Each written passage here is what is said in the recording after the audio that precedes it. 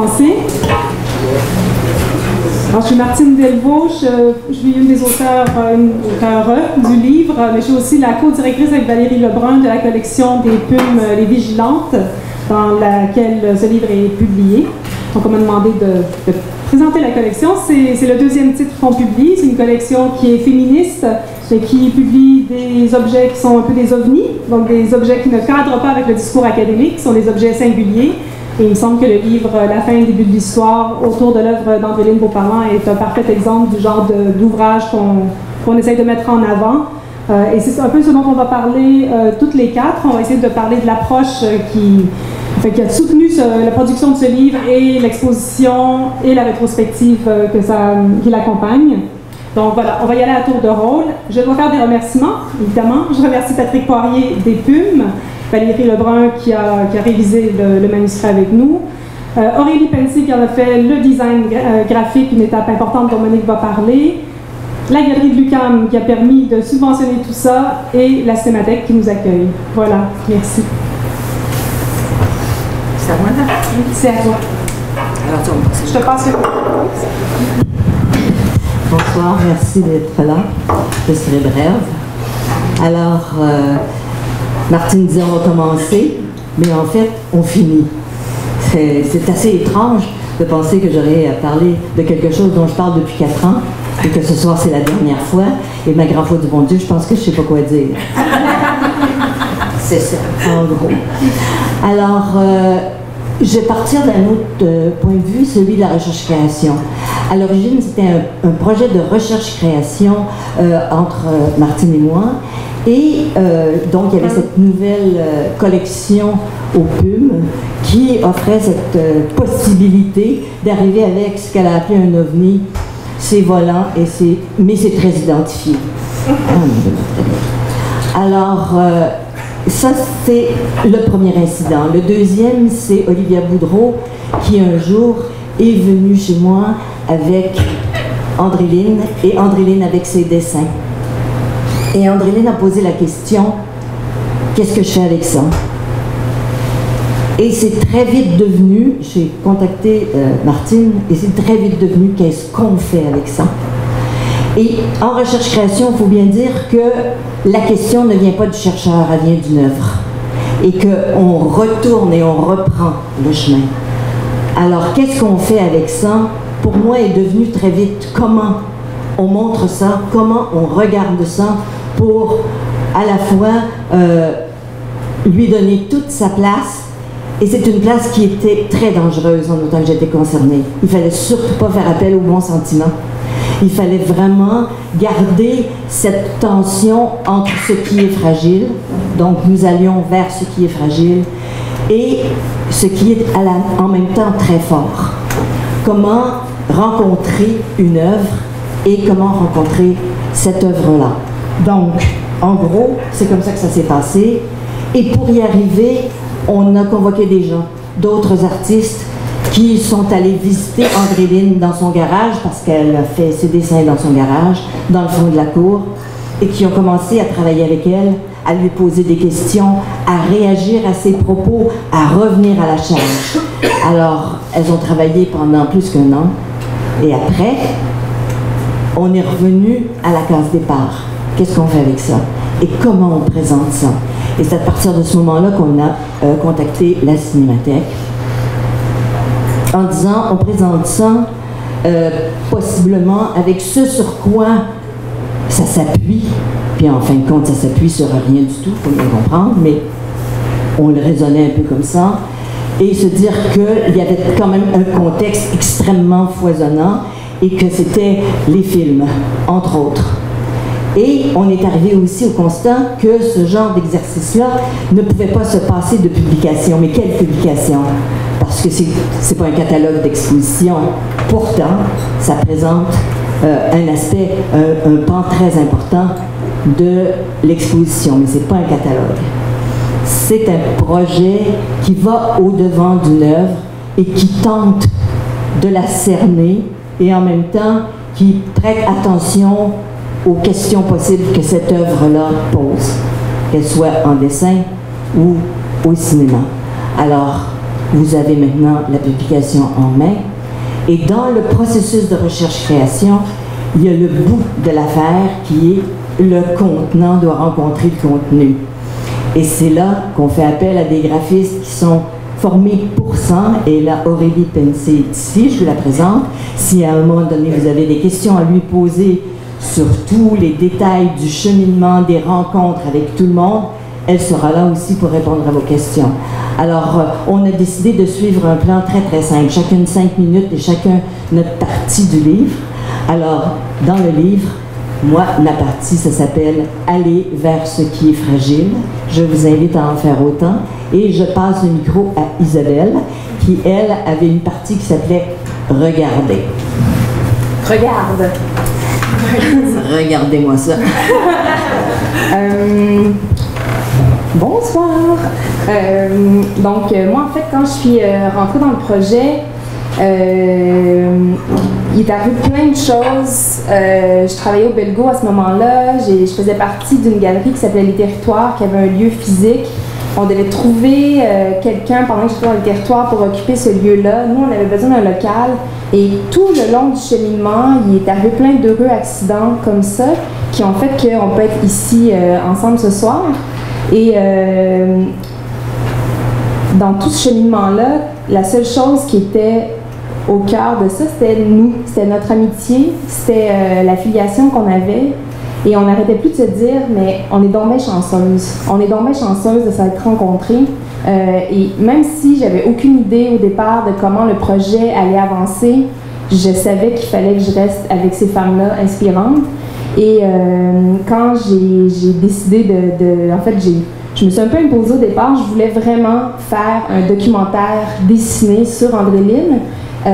Parce que ma façon à moi de gérer et digérer la vie, c'est par le dessin.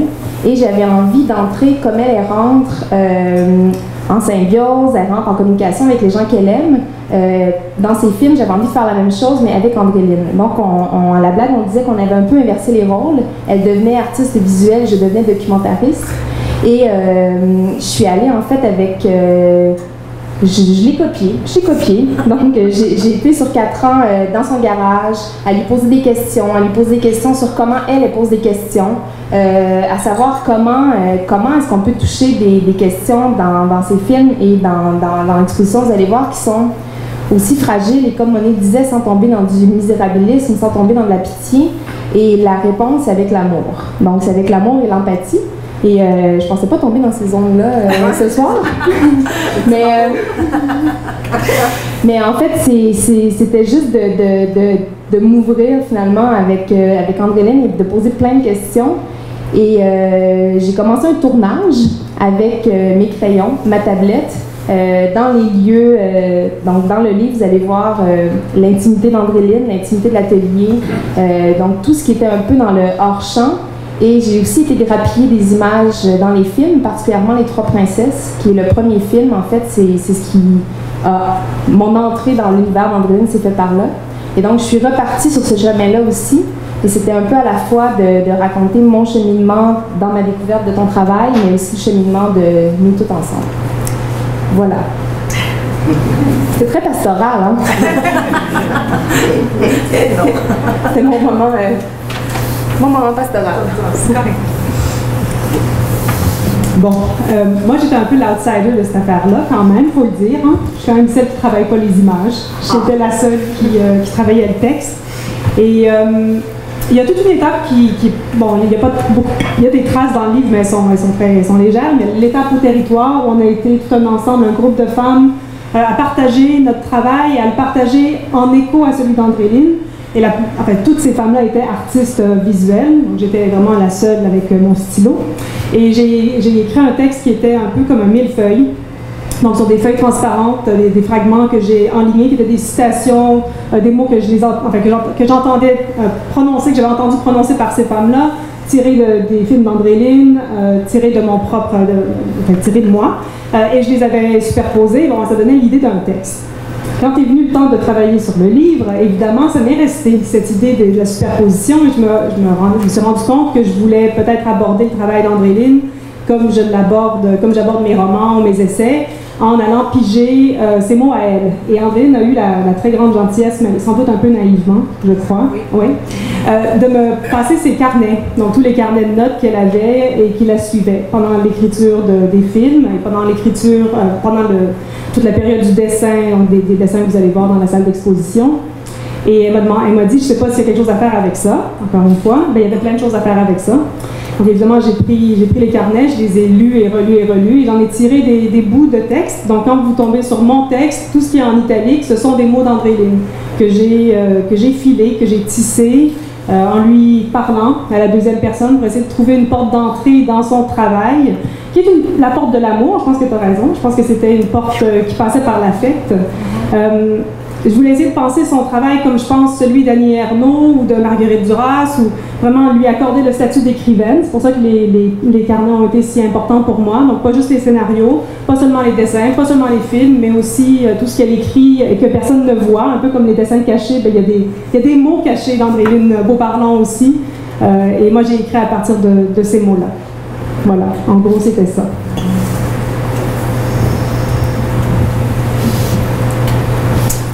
Ben, moi, je suis vraiment, c'est comme si j'avais gagné à la loterie. Là. Tout d'un coup, il y a comme 3 femmes qui s'intéressent incroyablement à mon travail, puis qui m'accompagnent. Il y a un livre, il y a une expo, une rétrospective, je sais pas.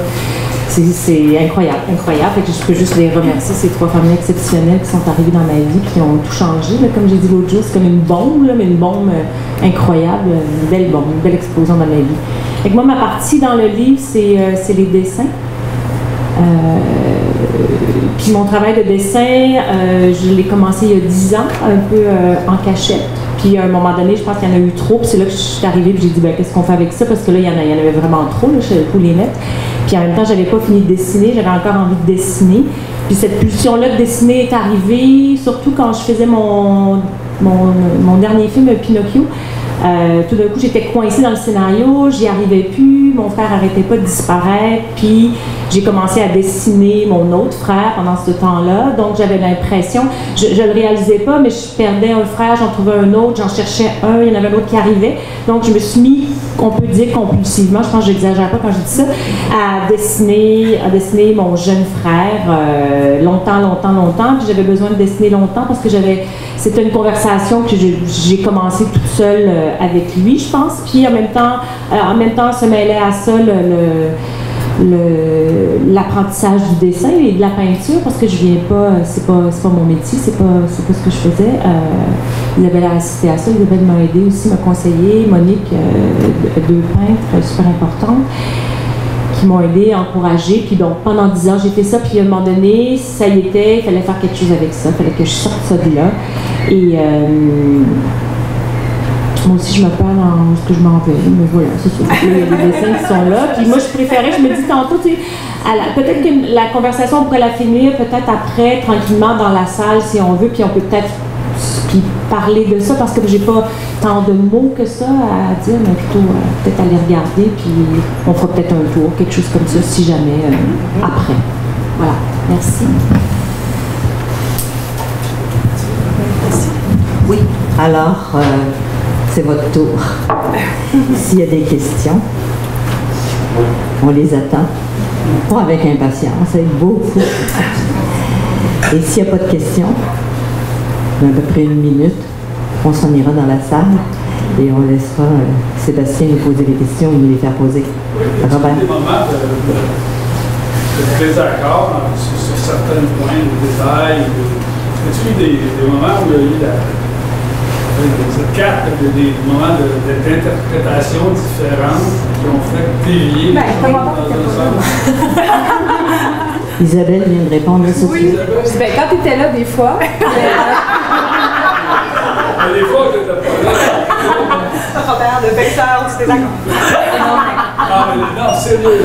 Non, sérieusement. Il y a des moments où, quand même, vous êtes quand même des personnes différentes. Vous n'avez pas toutes des femmes.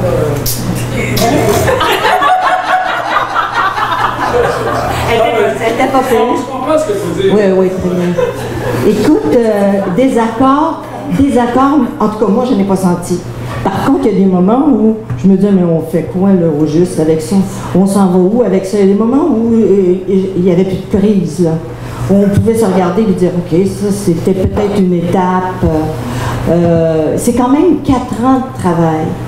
Puis 4 ans, pas que ça, là, on avait tout le monde, chacun notre travail, puis à un moment donné, on se retrouvait, puis tout d'un coup, il y a quelque chose qui surgissait, ou justement quelque chose qui disparaissait, qui s'effaçait, qui faisait qu'on revenait, je ne peux pas dire à la charge, mais on avait des préoccupations aussi très distinctes.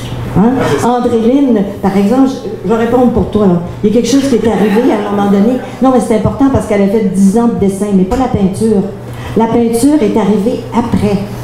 Et si on regarde, pour beaucoup de personnes qui sont en art visuel, c'est comme l'aboutissement de toute une réflexion qui s'est faite en dessin, puis tout d'un coup, on arrive à ça. Et ça, c'est 2 ans. Tu vois? Donc, le cheminement, je dirais, il s'incarne comme ça dans son cas. Mais vous avez quand même interprété, c'est un travail d'interprétation que les 3 avaient fait sur l'œuvre d'Andréline, non? De subjectivité, afin de mais je pense que c'est une rencontre, plus que de l'interprétation. Oui, il y a toujours de l'interprétation comme une rencontre. Si tu veux, tu as l'air d'insister pour qu'il y en ait un. Mais je pense que c'est un peu de la même façon que Andréline le fait aussi dans ses films, que Martine, tu le fais normalement.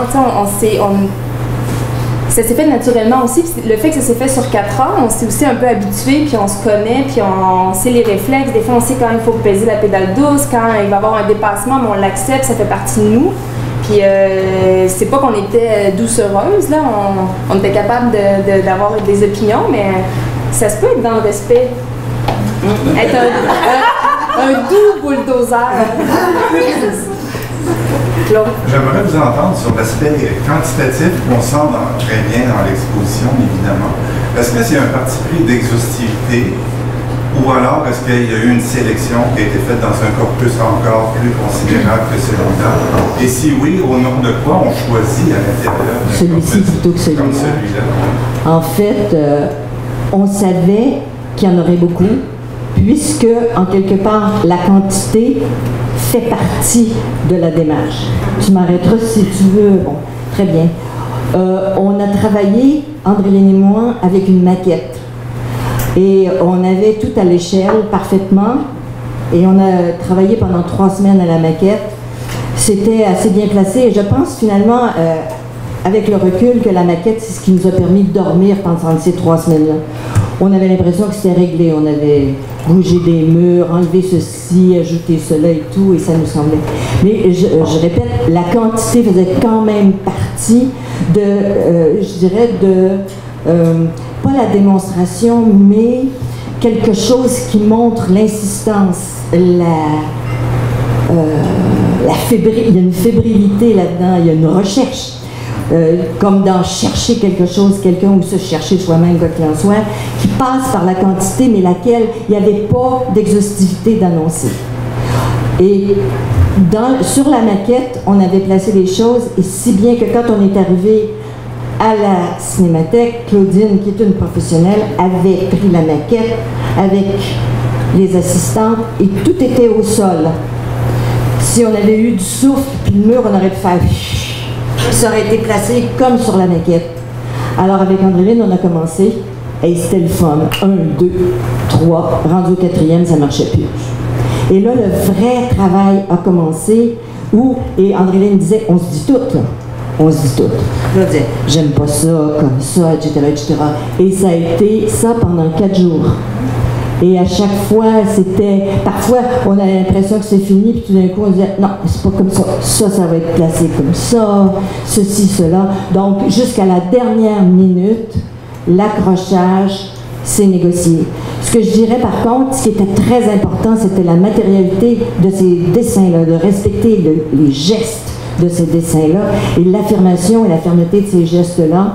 Et il y avait une chose qui était claire pour moi d'entrée de jeu, puis ça aurait été non négociable, là, mais personne n'a soulevé cette question-là dans l'équipe, c'est que ça devait être directement sur le dessin. Pas de vitre, pas d'encadrement, rien de ça. Donc un contact, un corps à corps.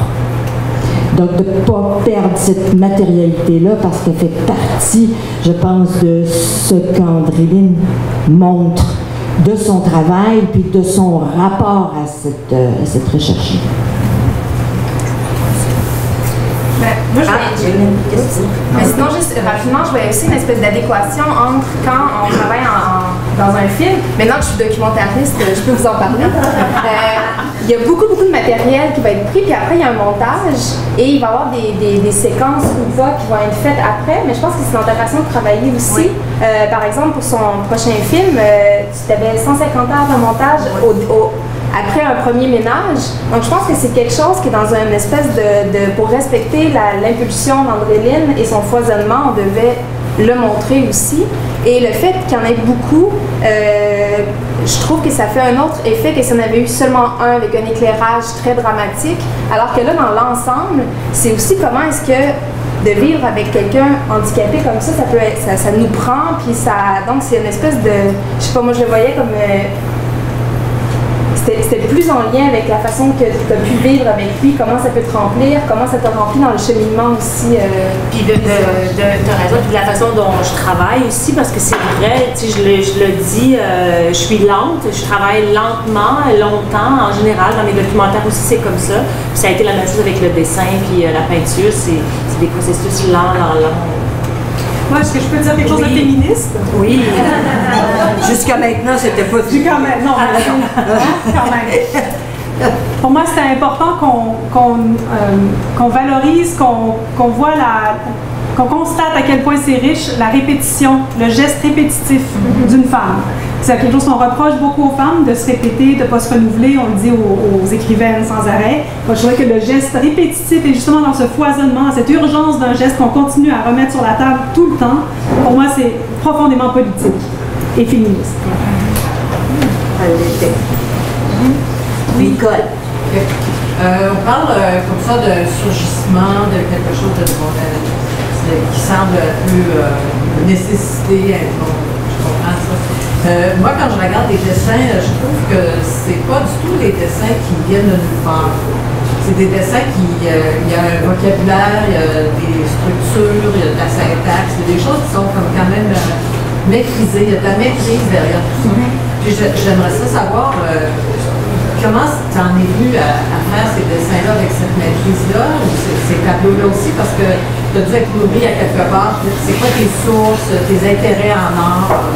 Ben, quand je me suis mis à dessiner, puis j'avais pas les habiletés, là, je suis une travaillante, j'ai fait de la recherche, j'en ai acheté des livres, j'ai étudié, là, disons. Fait que j'ai fait mes devoirs, j'étais bien accompagnée aussi par Monique et Isabelle, pardon, par rapport à des références et tout ça. Fait que c'est comme, je leur ai demandé à un moment donné, est-ce que je peux faire une maîtrise? C'est sérieux. Je dis, ben, je vais faire une maîtrise, mais je ne vais pas retourner à l'école. Fait que là, je vais travailler très fort. Fait que là, elles m'ont donné des références, elles m'ont dit, OK, regarde ça. Monique avait dit, non, vas-y, plus grand, lâche ça. Fait que j'ai fait une maîtrise, tout ça à la maison dans mon garage, pendant 2 ans. Puis le soir du vernissage, les filles sont venues voir et m'ont dit, tu l'as ta maîtrise. J'ai dit, je peux faire un certificat. Ils m'ont dit oui, je ne l'ai pas encore eu, mais il paraît que je l'ai eu, mon certificat.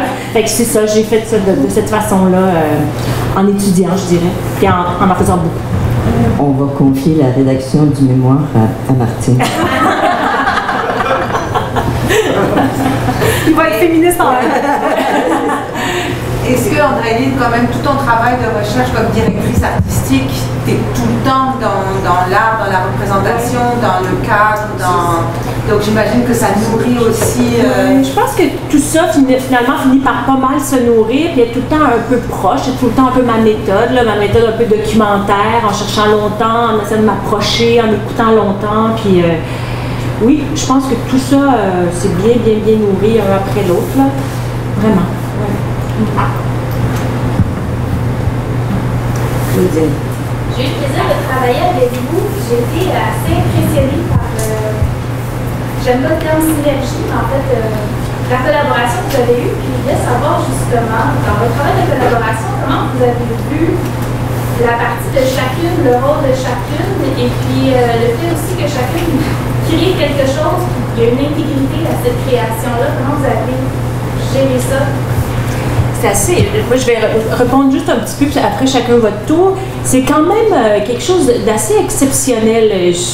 Moi qui aime ça, l'harmonie, j'ai vraiment été servie. Là, je suis vraiment. Claudine qui a posé la question, elle s'occupe des expositions ici à la Cinémathèque. Puis je dois dire, ça n'a pas été difficile. C'était pas difficile. Chacun prenait sa place. C'est pas qu'on n'a pas argumenté et qu'on était toujours d'accord. C'est pas ça. Mais on était capable vraiment de bien se parler, de trouver notre espace, puis de danser, je dirais, là-dedans. C'est comme ça que je l'ai vu, moi. Aussi.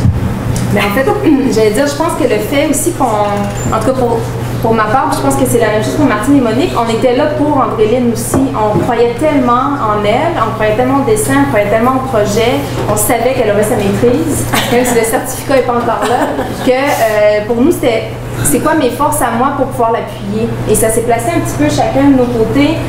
Monique, leader naturel, Martine avec les mots, moi c'était de la façon de m'approcher aussi avec le dessin. Donc je pense que tout s'est placé, puis tu l'as dit, il y avait la synergie, puis mais le fait qu'on n'était pas en compétition non plus, que c'était pas, il n'y avait pas une course, ça a été 4 ans, mais c'est aussi agréable d'avoir du temps pour faire un projet. C'est rare qu'on a du temps. Et on a réalisé aussi que si on veut voir nos amis dans la vie, il faut faire des projets avec eux. Donc, on était tellement heureux pendant ce temps-là parce qu'on sait qu'après, la vie va avoir un autre, ça va partir dans un autre tourbillon, puis je les verrai plus aussi souvent, sauf si on fait un tome 2. Ouais. Mais, et on se le disait, on a cette chance-là, puis on prenait conscience de notre chance pendant qu'on le vivait. Ça, c'est assez heureux dans un projet. Voilà. Moi, je pense que le projet commence demain aussi. C'est-à-dire qu'il y avait, en tout cas en ce qui me concerne, quelque chose qui est comme aller au fond des choses. Et pour aller au fond des choses, il faut qu'on s'arrête. Ça fait 4 ans qu'on ne s'est pas arrêté. Alors j'ai l'impression, comme on regarde par exemple de ce que Martine disait, le contenu des carnets d'Andréline, par exemple, parce qu'on s'est concentré sur le dessin. On a dépassé tout un ensemble de choses qu'on avait identifiées, bon, comme des portraits, par exemple. Ah oui, mais plus que. Et on avance tranquillement d'un moment à l'autre. On voit très bien que la définition ou la précision précédente est insuffisante. Donc on voit très bien que c'est à construire. Et on l'a fait à peu près naturellement. C'est-à-dire que je pense que c'est pas si naturel que ça, c'était un peu inconscient. T'embarques pas là-dedans si tu sais que la quantité de négociations, de coups de fil, de gens, etc., tu fais pas ça. Donc c'était vraiment un coup de cœur devant une chose qui demande à s'approfondir et dont on commence à peine, d'après moi, à mesurer l'ampleur. À toutes sortes d'égards, tant bien sur la question du féminisme, exactement, que sur celle des rapports à l'art, l'art dans la société, comment l'art dans la société a bougé dans les dernières années, en tout cas des années depuis que moi je pratique ça, les questionnements, les enjeux, et ça, pour moi, ça commence à peine. Et je viens à chaque jour, je vous recommande d'en faire autant, parce qu'à chaque jour, il y a... Écoute, je me dis, tiens, je n'avais pas remarqué ça. Et où est-ce que ça me mène? La prochaine question, ça va être quoi, là, enfin, ou le prochain projet, ou qu'est-ce que je sais. Mais pour moi, ça commence maintenant. C'est-à-dire que ça sort de l'action, parce que personnellement, j'étais dans l'action tout le temps, et là, je sors de l'action pour rentrer dans une réflexion qui commence à tourner autrement. Ouais. Ben, je pense que dans un projet comme celui-là, il faut accepter d'avancer à l'aveugle. Et c'est ce qu'on faisait, on avançait à l'aveugle, puis il faut accepter de prendre beaucoup de temps, de laisser le temps faire ce que le temps fait, de ne pas précipiter les choses, on ne peut pas les précipiter. Donc oui, il y a eu des négociations et tout, mais je pense que ça s'est fait parce qu'on s'ajustait. En fait, c'est comme un ajustement constant. Et peut-être que quand tu dis ça commence demain, moi je pense que ce qui est intéressant, c'est de voir, c'est un peu comme des boules de billard. On s'est cognés les unes contre les autres, puis ça nous a amenés ailleurs sans même qu'on s'en rende compte. Et ça, c'est assez fascinant de voir, pour moi, par exemple, quels sont mes intérêts en ce moment, et là, de retracer, de dire, ah ben, tu sais, ça fait quand même 4 ans que ça se travaille, cette affaire-là. Donc, c'est d'accepter aussi, non seulement d'avancer à l'aveugle, mais de ne pas savoir ce que ça va provoquer dans nos pratiques à chacune, là, individuellement.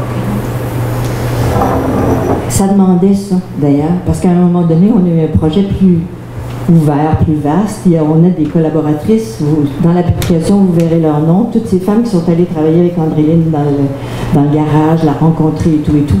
À un moment donné, on avait ouvert la possibilité que ce soit une très grande exposition avec Andréline au milieu et tout le monde autour, presque un chorus, un chœur, quelque chose de cette nature-là.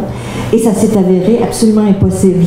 Il y avait trop de voix et tout d'un coup, il y avait des interférences. Et on s'est arrêté très naturellement en intervention. On a dit, on va pas là, on recommence, on retourne strictement au travail d'Andréline, par Andréline. Et c'est pour ça que je dis maintenant, pour moi ça commence, parce que c'est ça, là. Toutes les interférences ont été éliminées. Louise? Je ne sais pas si tu auras ton certificat, mais je me demande si vous, comme groupe de femmes, vous ne devriez pas avoir un brevet d'invention. En fait, ce que vous décrivez dans un monde où on parle toujours d'interdisciplinarité, de transdisciplinarité, d'érosion, des spécificités des disciplines, etc., c'est vrai que ça se vit, mais on en a souvent parlé toutes les deux, c'est l'interméthodologie le problème. C'est on fait ça comment? Parce qu'on comprend bien que le cinéma, la vidéo, le texte, l'écriture, le rapport à l'image, l'image fixe, l'image en mouvement, tout ça, ça parle tout le temps en ce moment dans l'art depuis 100 ans. C'est pas si récent. Mais c'est comment arriver à créer le lien dans tout ça. Alors moi, deux commentaires par rapport à ça. Je trouve que dans l'expo, il n'y a pas de chicane. Il m'arrive de voir des expos puis je me dis, il y a de la chicane dans cette expo-là. Soit parce que le montage, ou parce que la façon de mettre ensemble les œuvres, de produire une conversation, ça crée de la tension, de la distorsion, etc. Donc ce que vous nous décrivez, on le voit dans l'exposition, cette espèce de rapport. J'ai entendu le mot respect, j'ai entendu le mot amour. Alors c'est peut-être là-dessus que vous méritez un brevet d'invention. Mais à quelqu'un comme moi qui est beaucoup en art visuel, qui est aussi forcément dans l'image en mouvement, j'ai regardé beaucoup les dessins. J'ai entendu le mot matérialité tout à l'heure, c'est vrai, mais ça m'a fait réfléchir au cinéma. Ça m'a fait réfléchir au fait que le cinéma a une matérialité, mais c'est elle qui est fragile. Dans un moment comme aujourd'hui où il n'y a plus pellicule, il n'y a plus machine, il n'y a plus bruit de moteur, il n'y a plus toutes ces choses-là. Alors, les dessins, moi, m'ont fait me reporter sur le rapport à l'image, une image qui est générée dans une matérialité pendant 100 ans, 100 quelques années d'histoire du cinéma, et qui, tout à coup, perd, je dirais, de cette dimension-là. On dirait que les dessins d'Andréline ont mis de la chair sur les films. Ce qui fait que quand j'ai regardé l'autre soir Les Princesses de Volant, c'est ça qui m'a beaucoup, qui a orienté en fait ce visionnement que j'ai vu. Je connaissais le film. Et c'est ce qui m'amène à penser que je comprends tout à fait que vous n'avez pas pu faire une expo avec d'autres voix. Parce que comme dans tes films, je te faisais ce commentaire, il n'y a pas de TV allumée dans ce film-là. Il n'y a pas de radio, il n'y a pas de ligne ouverte, on n'entend pas Paul Arcand, on n'entend pas ça. C'est quelque chose qu'on entend beaucoup dans les documentaires, qui est des fois une espèce de vie de la cuisine où il y a du bruit. Tu l'as fait, toi, l'espèce de désencombrement. Et c'est ce que cette expo fait, je crois, du désencombrement, malgré l'accumulation de dessins. C'est pas une question, je ne sais pas si c'est une réflexion. C'est correct, ça nous aide à commencer le commencement. Est-ce que vous êtes partant pour aller dans l'espace d'exposition? Okay. Tu disais, Robert?